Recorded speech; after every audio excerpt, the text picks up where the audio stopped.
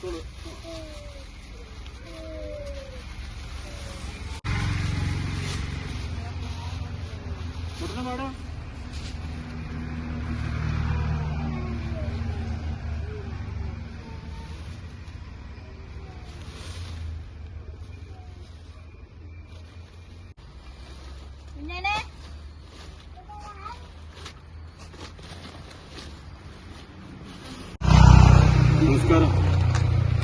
എൻ്റെ പേര് വിനോദ് ശാന്തി, പാലക്കാട് വിനോദ് ശാന്തി മഹാദേവ ട്രസ്റ്റിന്റെ ചെയർമാനാണ്.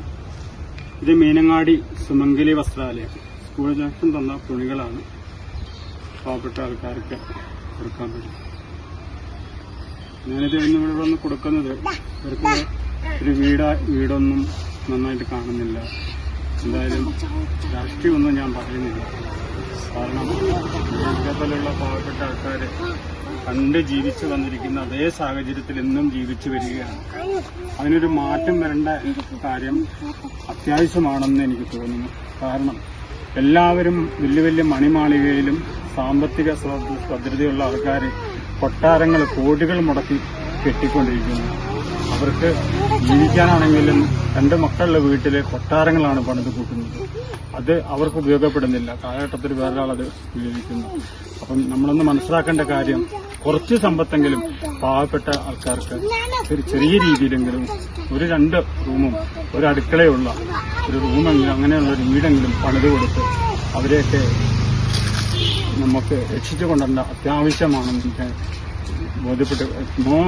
ബോധ്യപ്പെട്ട കാര്യമാണ്.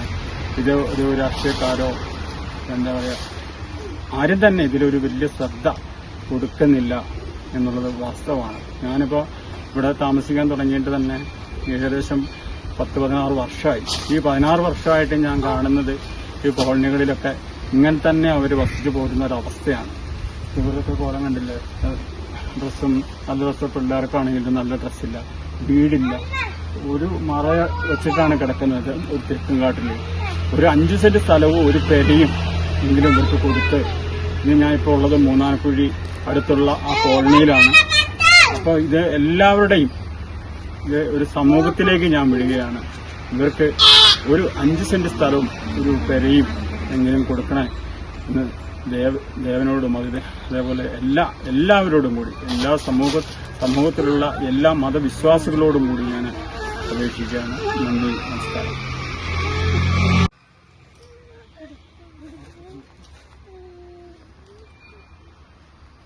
കൊണ്ടുതരലുണ്ടോ? ആരും കൊണ്ട് തരലൊന്നുമില്ല. ഞങ്ങൾക്ക് ഭക്ഷണത്തിലുള്ള അരി സാധനങ്ങളൊക്കെ ആരും കൊണ്ട് തരലുണ്ടോ? ഇല്ലല്ലേ. വീട് ഇപ്പൊ ഇവിടെ താമസിക്കാൻ തുടങ്ങി എത്ര വർഷമായി? വീട് ഇങ്ങനെയായിട്ട് 15 വർഷമായിട്ട് ഇവര് ഈ വീട്ടിൽ തന്നെയാണ് താമസിക്കുന്നത് പറഞ്ഞാൽ ആരും രാഷ്ട്രീയക്കാരൊന്നും വരാനില്ല, ആരും വരും നോക്കാറൊന്നുമില്ല. സ്ഥലം നിങ്ങൾക്ക് സ്വന്തമായിട്ടുണ്ടോ? ആർക്കുമില്ല. അപ്പൊ നമ്മളെല്ലാവരും ശ്രദ്ധയിലേക്ക് പെടുത്തിയാണ്. ഇവര് പറയുന്ന കാര്യമാണ്, ഞാൻ പറയുന്ന കാര്യമല്ല. 15-16 വർഷമായിട്ട് ഇവരുടെ തന്നെയാണ് താമസിക്കുന്നത്. അവർക്കൊരു ചെറിയ ദൂരെയെങ്കിലും ഇതൊരു ഞാൻ ശ്രദ്ധയിൽപ്പെടുത്തുക. ഇവിടെ എത്ര കുടുംബാംഗങ്ങളുണ്ട്? 15-16 കുടുംബാംഗങ്ങളുണ്ടെന്നാണ് പറയുന്നത്. ഇത് എല്ലാവരുടെ ശ്രദ്ധയിൽപ്പെടുത്തുകയാണ്. ഞാൻ ഇത് ചെയ്യുന്നതെന്ന് വെച്ചാൽ എൻ്റെ കയ്യിൽ സമ്പത്തോ ഒന്നും ഉണ്ടായിട്ടല്ല. ഞാൻ അവരുടെ അടുത്ത് ചോദിച്ച് മേടിച്ചു കൊണ്ട് കൊടുക്കുന്നതാണ്. എനിക്കിതിന് 1 രൂപ പോലും മുടക്കില്ല.